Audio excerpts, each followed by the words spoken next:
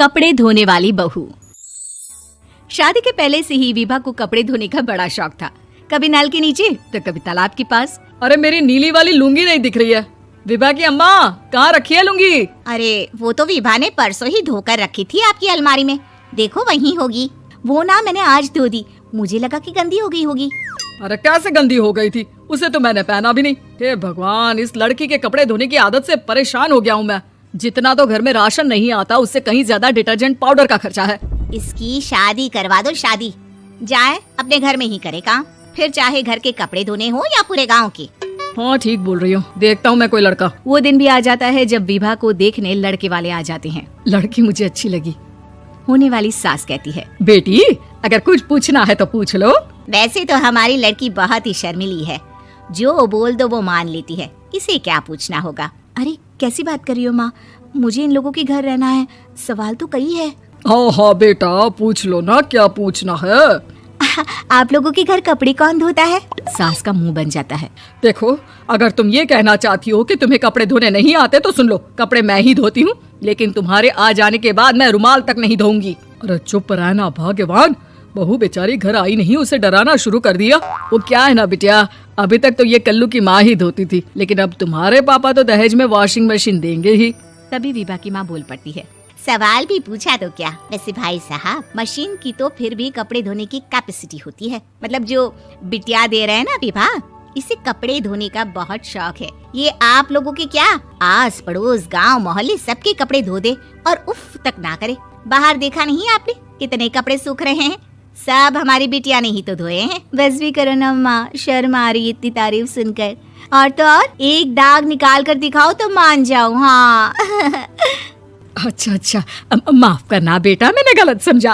हमें तो रिश्ता बहुत पसंद है। और ऐसे जुड़ जाता है रिश्ता कपड़े धोने का शौक रखने वाली विभा का। उसकी शादी हो जाती है कोयला फैक्ट्री में काम करने वाले कल्लू के साथ। शादी के बाद अचानक विभा चिल्लाती हुई सास के पास आती है। सासू माँ, अरे सासू माँ कहाँ है आप?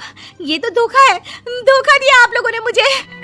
इस ससुर के चक्कर के बारे में पता चल गया। अरे तो उसमें तुझे क्यों धोखा मिला है? अरे नल में पानी नहीं आता, कपड़े कैसे कब धुलेंगे?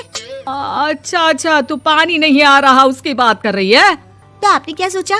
कुछ नहीं। अच्छा, तेरी माँ ने कहा था कि कपड़े धोने का शौक है तुझे, याद आया मुझे। शौक बोलकर कपड़े धोने वाले मेरे जुनून को कम ना आके सासू माँ, कपड़ा धोना मेरा गुरूर है। तभी पति भी वहाँ आ जाता है। अभी मैंने इसे सनी देओल की फिल्म दिखाई है, उसी के डायलॉग मार रही है माँ। अच्छा सुन, साफ बता रही हूँ, पानी सुबह 4 से 6 और शाम को 10 से 12 आता है, समझी? विभा टाइमिंग सुनकर हैरान हो जाती है। ये क्या भूतों का मोहल्ला है?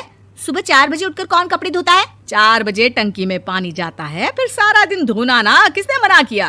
अरे कैसी बात कर रही है? 200 लीटर की टंकी में कितने कपड़े धो लूंगी मैं? सुबह ही उठ जाऊंगी मैं। अब क्या था, विभा सुबह 4 से लेकर रात के 12 बजे तक कपड़े ही धोती रहती। एक रोज सास पड़ोस से निकलकर कहीं जा रही होती है कि साथ वाली कहती है, हाँ कल्लू की माँ, जरा ये बताओ कि 2 साड़ी है, 2 ब्लाउज और एक पेटीकोट और एक नाड़े वाला लंबा कच्छा। हाँ तो?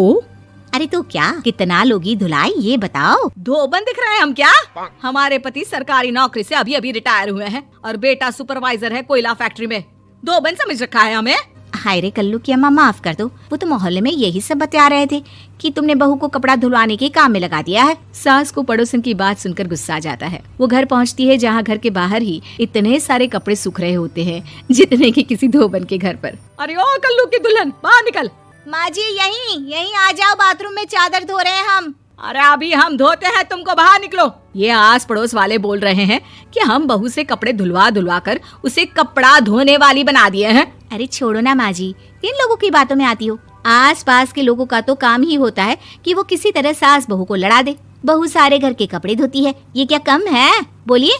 सास को भी लग जाता है कि वो बहू का ये सनकीपन नहीं छुड़वा सकती, इससे अच्छा है कि खुद ही चुप हो जाए। एक रोज सास और बहू मंदिर जाते हैं, जहाँ सास की साड़ी वहाँ खड़ी भीख मांगने वाली से मिलती है। माँ जी क्या बात है, आपकी साड़ी उस भिखारन से कितनी मिल रही है ना? हाँ देखो तो, दोनों की साड़ी मिल रही है। क्या बात है कल्लू की अम्मा, तुम खुद को तो अफसर की बीवी बताती हो और ऐसी सिंपल सी प्लेन साड़ी पहनकर घूमती हो। सिंपल और प्लेन नहीं है ये साड़ी। तो क्या सोने के धागे से फूल बने हैं? कुछ भी सासू माँ, कुछ भी। हाँ बने थे इस साड़ी में सोने के धागे से फूल। मेरे पति लेकर आए थे मद्रास से स्पेशली मेरे लिए 10,000 की। लगता है भाई साहब इस भिखारन के लिए भी सेम टू सेम साड़ी लेकर आए होंगे 10,000 की। सास उस वक्त कुछ नहीं कहती, लेकिन बहू के साथ घर आती है और अलमारी से एल्बम निकाल कर लाती है। ये साड़ी देख रही है, ये वही साड़ी है जिसे मैंने अभी पहना था।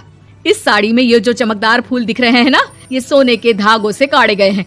लेकिन तू लोकल वॉशिंग मशीन ब्रश से घिस घिस कर सारे फूलों को निकाल कर साड़ी प्लेन कर दी।